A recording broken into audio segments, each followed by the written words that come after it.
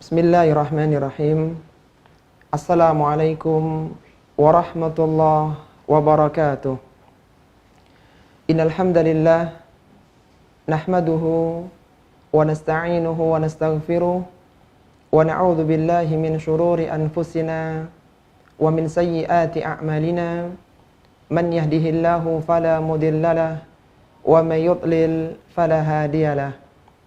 Wa ashhadu an la ilaha illallah wahdahu la syarikalah wa ashhadu anna Muhammadan abduhu wa rasuluhu amma ba'du. Ikhwati fillah rahimani wa rahimakumullah. Alhamdulillah, kita senantiasa bersyukur kepada Allah Subhanahu wa taala atas berbagai limpahan kenikmatan yang Allah anugerahkan kepada kita. Di antara kenikmatan yang besar yang Allah berikan kepada seluruh insan adalah dengan diturunkannya Al-Quran, sebuah mukjizat yang tidak pernah hilang, sebuah kitab suci yang senantiasa relevan di berbagai zaman. Al-Quranul Karim merupakan kitab suci yang mulia yang akan membimbing manusia, yang akan mengenalkan manusia kepada kebaikan dan mengantarkan mereka ke dalam surga yang penuh dengan kenikmatan. Ikhwati fillah rahimani wa rahimakumullah. Di antara kewajiban kita sebagai seorang muslim dan muslimah adalah mentadabburi ayat-ayat Al-Quran, mempelajari dan memahami ayat-ayat Al-Quran. Sebagaimana yang Allah Subhanahu wa taala firmankan di dalam surat Shad pada ayat yang ke-29, Allah Subhanahu wa taala berfirman, "Kitabun anzalnahu ilaika mubarakun liyadabbaru ayatihi wa liyatadakkara ulul albab." Kata Allah Subhanahu wa taala, ini adalah kitab yang kami turunkan kepadamu wahai Rasulullah. Liyadabbaru ayatihi, untuk ditadabburi ayat-ayatnya, untuk dipahami ayat-ayatnya, waliyatadakkara ulul albab, dan agar mendapatkan pelajaran orang-orang yang memiliki akal pikiran. Di antara disiplin ilmu yang pokok untuk memahami Al-Quranul Karim adalah tafsir Al-Quran. Karena dengan mempelajari tafsir Al-Quran, kita akan mengetahui makna-makna Al-Quran. Kita akan mengetahui maksud dari ayat-ayat Al-Quranul Karim. Dan di dalam mempelajari ilmu tafsir, di dalam menafsirkan Al-Quranul Karim, maka seorang mufassir harus mengetahui kaidah-kaidah di dalam penafsiran Al-Quran. Di antara ulama yang menulis kitab tentang kaidah tafsir Al-Quran adalah Syekh Abdurrahman bin Nasir As-Sa'di rahimahullahu ta'ala. Kita tahu beliau adalah seorang ulama yang melahirkan karya tafsir yang monumental, yaitu Taisir Karimir Rahman fi Tafsir Kalamil Mannan. Dan beliau rahimahullahu ta'ala juga menulis sebuah kitab kaidah di dalam penafsiran Al-Quran yang beliau beri judul Al-Qawaidul Hisan Al-Muta'allaqah bi Tafsiril Quran. Di dalam kitab tersebut, Al-Qawaidul Hisan, terdapat 71 kaidah di dalam menafsirkan Al-Quran, yang sebagiannya insya Allah akan kita pelajari pada kesempatan yang mulia ini. Para ikhwan dan akhwat rahimani wa rahimakumullah, kaidah pertama untuk memahami bagaimana cara menafsirkan Al-Quran adalah al-ibratu bi umumil alfaz la bi khususil asbab. Al-ibratu bi umumil alfaz la bi khususil asbab. Pelajaran diambil dari umumnya lafaz, bukan dari khususnya sebab. Kaidah ini adalah kaidah kedua dari 71 kaidah yang ditulis oleh Syekh Abdurrahman bin Nasir As-Sa'di rahimahullahu ta'ala. Kaidah ini para ikhwan dan akhwat rahimani wa rahimakumullah dibangun di atas dalil, Dan di antara dalil yang mendukung kaidah ini adalah hadis dari sahabat yang mulia Abdullah bin Abbas radhiyallahu taala anhuma. Hadis yang dikeluarkan oleh Imam Ahmad Ibn Hanbal dalam musnadnya.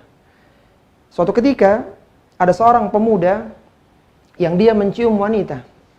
Kemudian dia ingin bertaubat, mendatangi Nabi SAW di waktu asar. Kemudian Rasulullah SAW pun mengajaknya salat asar.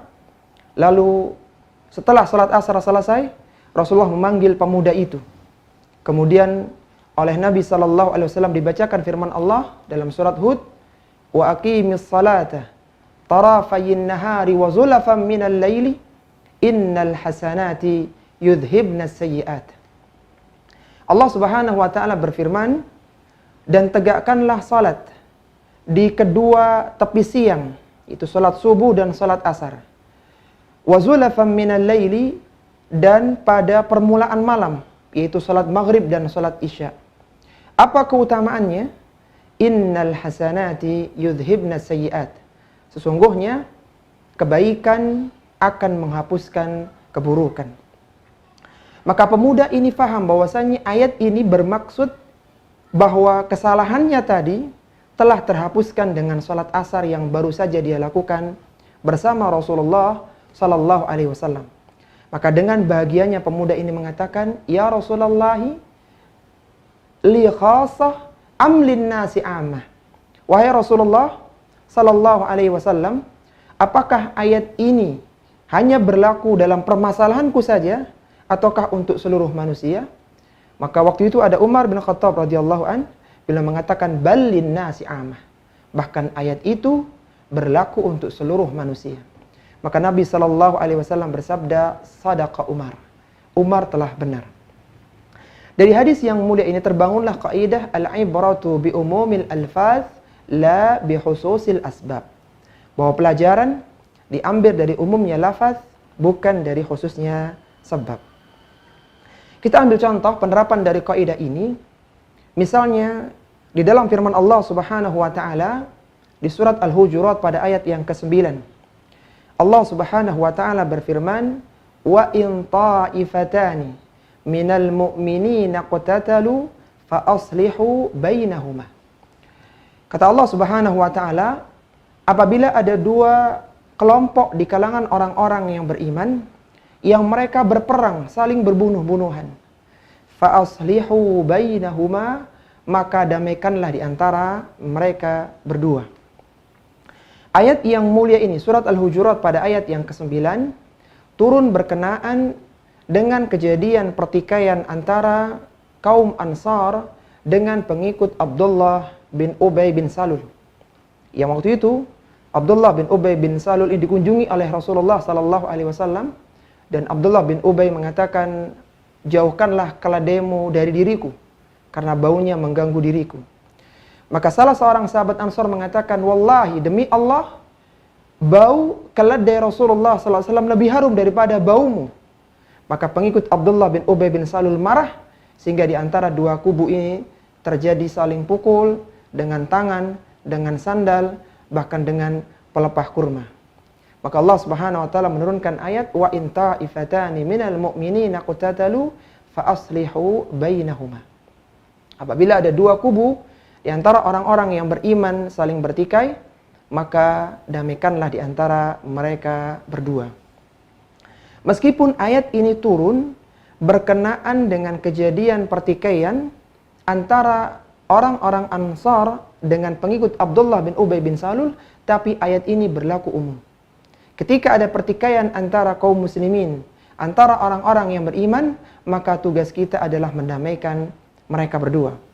Sampai-sampai seandainya untuk mendamaikan mereka itu seorang harus berdusta, maka dusta yang seperti ini tidak termasuk dusta yang berdosa. Lam yakdib man namma bainat naini liyusliha. Bukanlah termasuk dusta yang dosa seorang yang mendamaikan dua orang yang sedang bertikai. Ini kaidah yang pertama. Kemudian kaidah yang kedua berbunyi, idza waqa'atin nakirah fi siyakin nafyi awin nahyi awil syarti awil istifhami dallat alal umumi.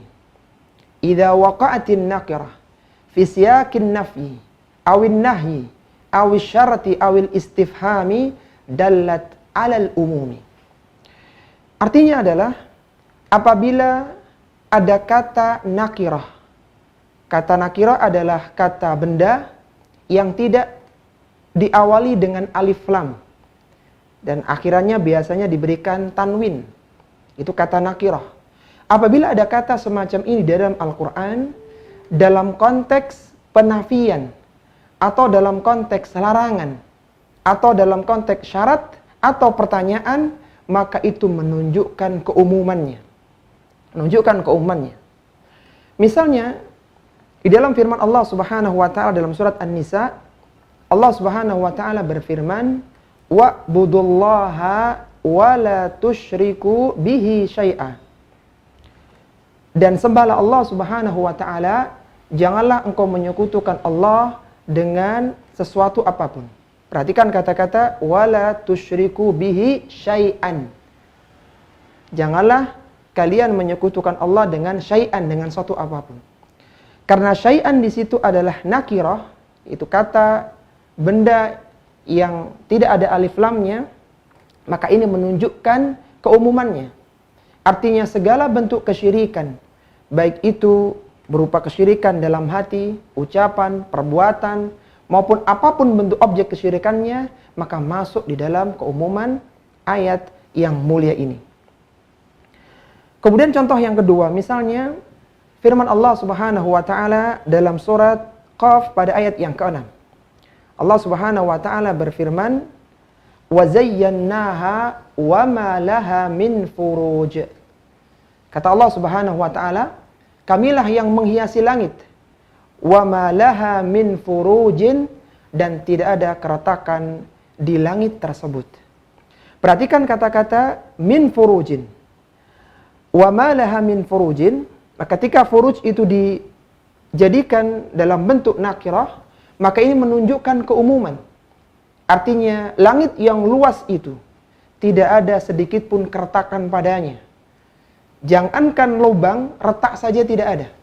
Dan ini menunjukkan keagungan Allah Subhanahu wa taala yang mampu menciptakan langit yang demikian besarnya dan tidak ada sedikit pun keretakan padanya. Itu di antara contoh tentang penerapan dua kaidah di dalam tafsir Al-Quran.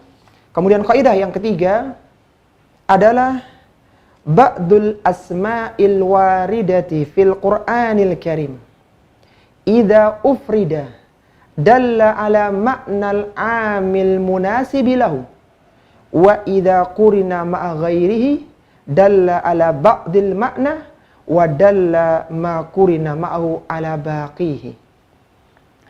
Kaidah yang ketiga, ini kaidah yang terdapat pada kaidah yang ke-17 dari kitab Al-Qawaidul Hisan. Artinya adalah sebagian kata yang terdapat di dalam Al-Qur'anul Karim, jika disebutkan secara menyendiri kata itu, maka maknanya mencakup umum yang berkaitan, yang cocok dengan kata tersebut.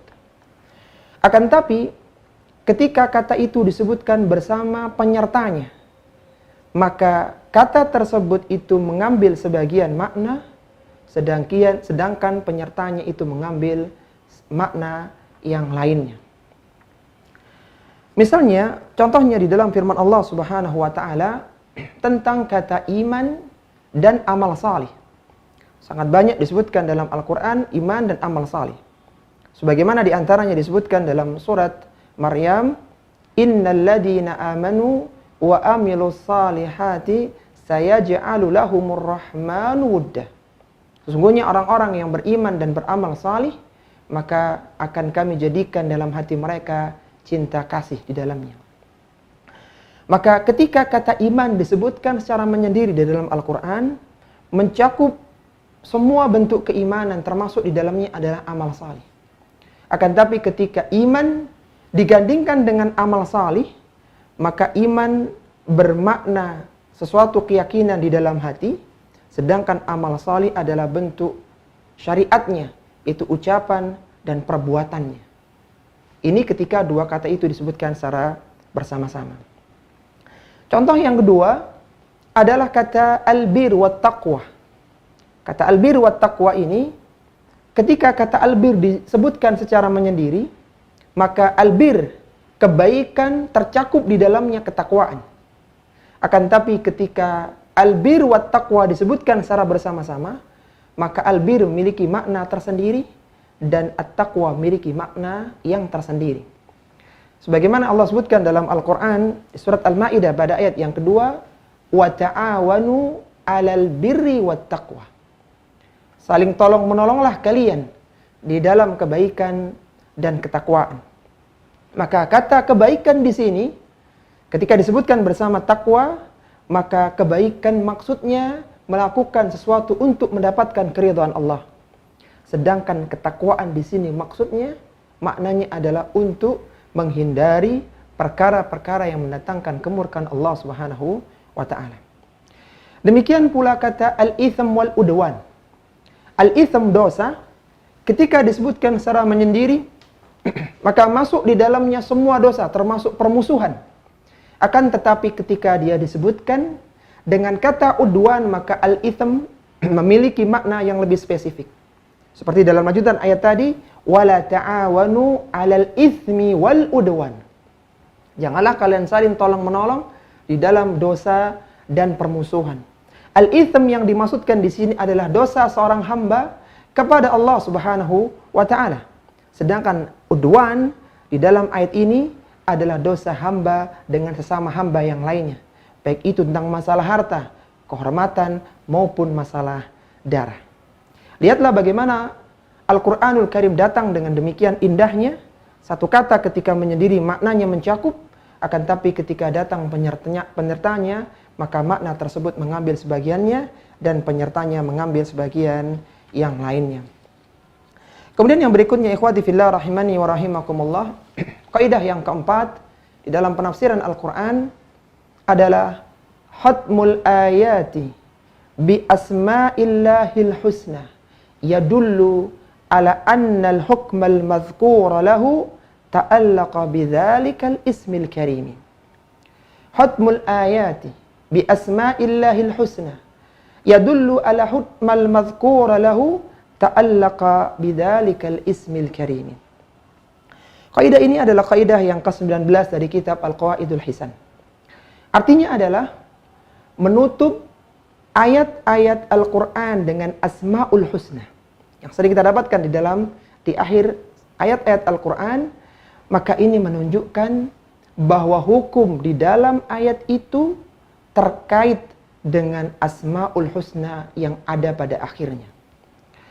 Contohnya misalnya ketika Allah Subhanahu wa taala menceritakan tentang Nabi Ibrahim alaihissalatu wassalam dengan istrinya Sarah yang mereka tertunda memiliki keturunan. Sarah waktu itu disebutkan oleh Al-Imam Al-Qurtubi dalam Al-Jami' li Ahkamil Qur'annya bahwa Sarah waktu itu usianya 99 tahun dan Nabi Ibrahim usianya 100 tahun. Akan tapi di usia yang senja itu mereka diberi kabar gembira dengan kehadiran anak yaitu Ishak. Maka terkejutlah Sarah. Bagaimana mungkin seorang wanita yang mandul bahkan di usia yang senja bisa memiliki keturunan? Maka malaikat itu menjawab yang Allah sebutkan dalam surat Az-Zariyat pada ayat yang ke-30, qalu kadzalika qala rabbuki innahu huwal hakimul alim. Lihatlah bagaimana Allah Subhanahu wa taala menutup ayat yang mulia ini dengan Al-Hakim dan Al-Alim. Al-Hakim disebutkan lebih dulu daripada kata Al-Alim. Qalu kadzalika qala rabbuki innahu huwal hakimul alim. Kata Syekh Muhammad Ibn Shalih Al-Utsaimin rahimahullahu taala, kenapa Al-Hakim disebutkan lebih dulu dalam ayat ini? Kata dalam masalah ini hikmah lebih didulukan daripada Al-Alim. Allah mengetahui kapan Sarah akan memiliki anak. Akan tapi hikmah kenapa Sarah dijadikan memiliki keturunan di usia senjanya itu jauh lebih besar hikmahnya. Sehingga Al-Hakim didahulukan oleh Allah Subhanahu wa taala daripada kata Al-Alim. Contoh yang berikutnya adalah kisahnya Rasulullah Sallallahu Alaihi Wasallam yang sempat mengharamkan meminum madu di rumah Zainab binti Jahsh. Rasulullah pernah mengharamkan minum madu di rumah Zainab binti Jahsh radhiyallahu taala anha. Maka Allah Subhanahu wa taala mengingatkan, menegur Rasulullah Sallallahu Alaihi Wasallam dengan menurunkan ayat awal di surat At-Tahrim. Allah Subhanahu wa taala berfirman, "Ya ayuhan nabiyyu, lima tuharrimu ma ahallallahu lak, tabtaghi mardata azwajik, wallahu ghafurur rahim." Kata Allah Subhanahu wa taala, "Wahai nabi, kenapa engkau mengharamkan sesuatu yang Allah halalkan kepadamu? Tabtaghi mardata azwajik, hanya untuk mendapatkan keridhaan istrimu." Maka Rasulullah ditegur oleh Allah Subhanahu wa taala. Tapi lihat bagaimana akhir ayat itu. Allah katakan, wallahu ghafurur rahim.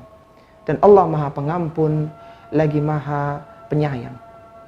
Ini menunjukkan bahwasanya kekeliruan Nabi sallallahu alaihi wasallam telah diampuni oleh Allah Subhanahu wa taala. Bahwa kesalahan Rasulullah sallallahu alaihi wasallam telah diampuni karena akhir ayat itu mengatakan wallahu ghafurur rahim. Syekh Muhammad Ibnu Shalih Al-Utsaimin rahimahullahu taala pernah menyebutkan suatu kisah yang sangat bagus. Ada seorang ulama yang dia membaca firman Allah Subhanahu wa taala dalam surat Al-Maidah di hadapan seorang Arab Badui. Itu firman Allah Subhanahu wa taala, "Was-sariqu was-sariqatu faqta'u aydiyahuma jazaa'an bima kasaba nakalan minallah." Kemudian ulama itu membaca wallahu ghafurur rahim. Maka mendengar ayat ini, Badui itu mengatakan, ulangi lagi ayatmu. Dia baca lagi, wasariqu wasariqatu faqta'u aydiyahuma jazaa'an bima kasaba nakalan minallah wallahu ghafurur rahim. Maka Badui kembali mengatakan, coba ulangi lagi ayatmu. Maka ulama itu mengatakan, wasariqu wasariqatu faqta'u aydiyahuma jazaa'an bima kasaba nakalan minallah wallahu azizun hakim. Maka Badui itu mengatakan, sekarang baru benar ayatmu. Terkagum-kagumlah ulama ini. Dari mana kiranya Badui itu tahu bahwasanya ayat ini keliru? Maka dia mengatakan, ketika engkau baca wasariqu wasariqatu, pencuri laki-laki dan pencuri wanita, faqta'u aydiyahuma, potonglah tangan mereka keduanya, jazaa'an bima kasabah, sebagai balasan atas apa yang mereka lakukan, nakalam minallah, sekaligus sebagai siksaan hukuman dari Allah Subhanahu wa taala. Ketika engkau mengakhiri ayat itu dengan mengatakan wallahu ghafurur rahim, maka itu menunjukkan hukum potong tangan tidak akan pernah berlaku bagi seorang pencuri. Akan tapi ketika engkau mengatakan wallahu azizun hakim, maka hukum potong tangan akan berlaku kepada pencuri setelah terpenuhi syarat-syaratnya. Inilah para ikhwan dan akhwat rahimani wa rahimakumullah, 4 kaidah di dalam penafsiran Al-Quran. Kita tambah 1 kaidah terakhir, yaitu kaidah yang berbunyi, mata allaqallahu ilmahu bil umuri ba'da wujudiha kana al-muradu bidzalikal ilma alladhi yatarattabu alaihi al-jazaa'u. Mata 'allaqallahu ilmahu bil umuri ba'da wujudiha kana al-muradu bidzalikal ilma alladhi yatarattabu alaihi al-jazaa'u. Kaidah ini adalah kaidah yang ke-48 dari kitab Al-Qawaidul Hisan, yang artinya adalah jika Allah Subhanahu wa taala menyebutkan, mengaitkan ilmu setelah terwujudnya suatu perkara, maka ilmu yang dimaksudkan di dalam ayat itu adalah ilmu yang menjadikan seorang hamba mendapatkan balasan, mendapatkan pahala. Kita meyakini bahwasanya Allah Subhanahu wa taala mengetahui segala sesuatu sebelum terjadinya, ketika terjadinya, dan setelah terjadinya sesuatu tersebut. Di dalam beberapa ayat Al-Qur'an terdapat perkara yang disebutkan dan diiringi dengan kata ilmu. Maka ilmu yang dimaksudkan di dalam ayat ini adalah yang menjadikan seorang hamba mendapatkan pahala. Contohnya misalnya firman Allah Subhanahu wa taala dalam surat Muhammad pada ayat yang ke-31. Allah Subhanahu wa taala berfirman, "Walanabluwannakum hatta na'lamal mujahidina minkum was-sabirin wa nabluwa akhbarakum." Kata Allah Subhanahu wa taala, sesungguhnya kami benar-benar akan menguji kalian.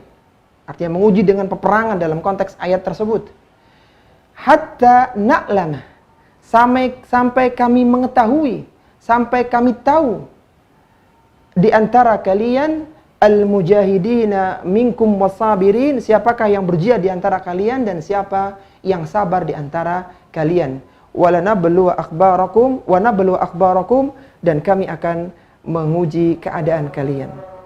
Maka ilmu yang dimaksudkan di dalam ayat ini adalah ilmu yang mendatangkan pahala bagi seorang. Baik, kita simak adzan dulu, kemudian kita lanjutkan sedikit penjelasannya. Wassallallahu ala nabiyyina Muhammadin wa ala alihi wa sahbihi wa sallama tasliman katsiran.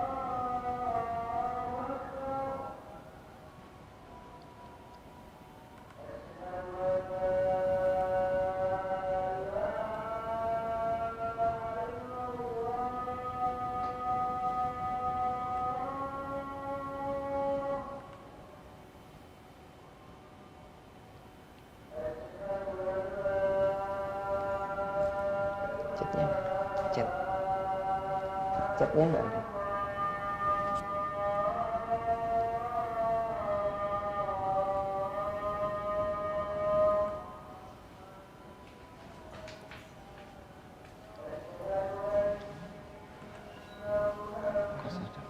Enggak ada.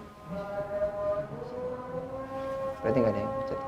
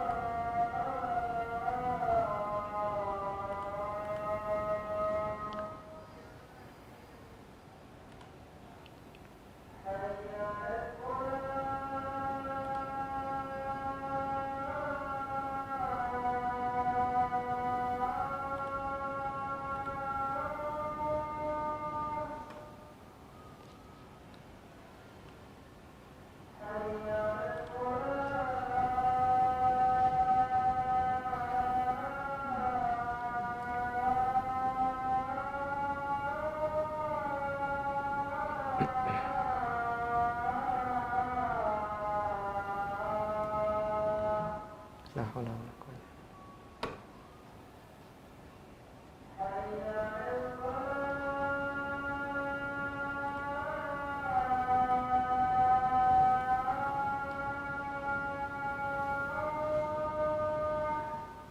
La haula wala quwwata illa billah.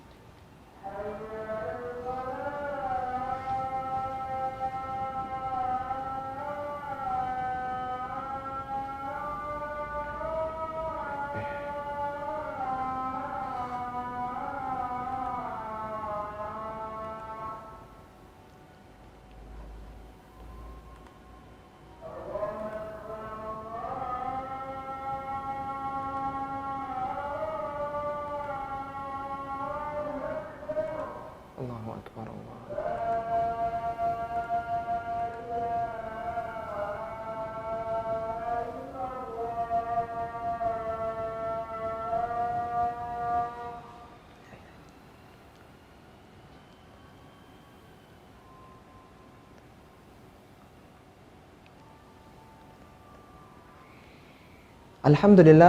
Alhamdulillahilladzi hadana li hadza wa ma kunna linahtadiya laula an hadana Allah.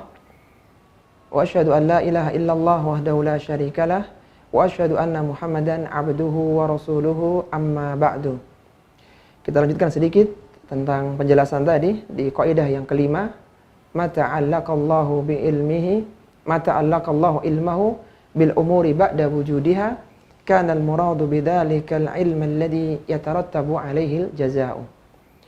Ketika Allah Subhanahu wa taala mengaitkan ilmu dengan perkara setelah terwujudnya, maka ilmu yang dimaksudkan di dalam ayat ini adalah yang menjadikan seorang hamba mendapatkan balasan.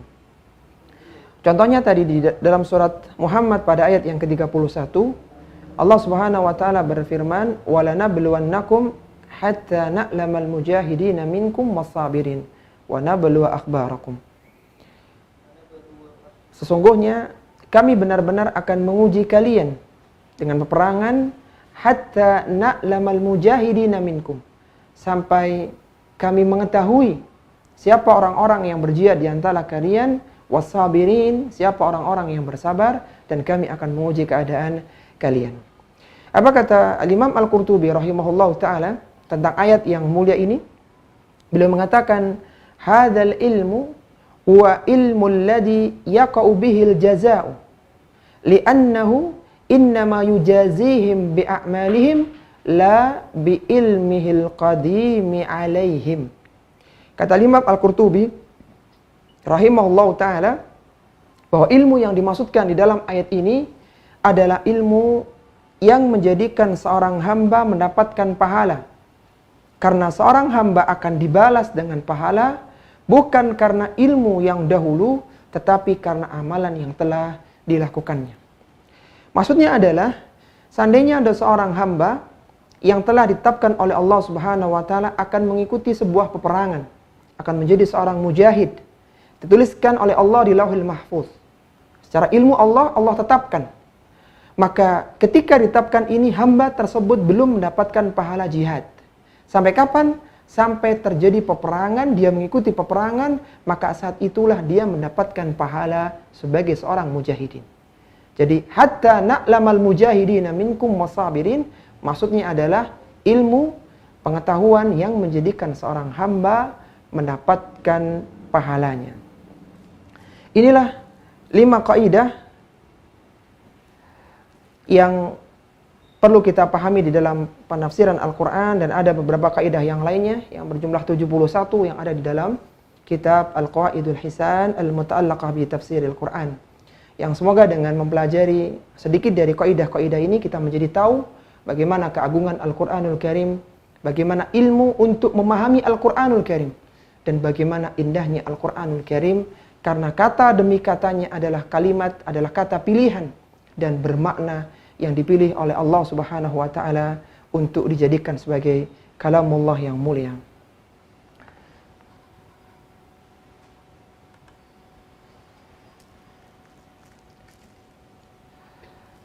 Taib, ini para ikhwan dan akhwat rahimani wa rahimakumullah yang bisa kita bahas pada kesempatan kali ini. Kalau ada hal yang ingin didiskusikan, dipersilahkan.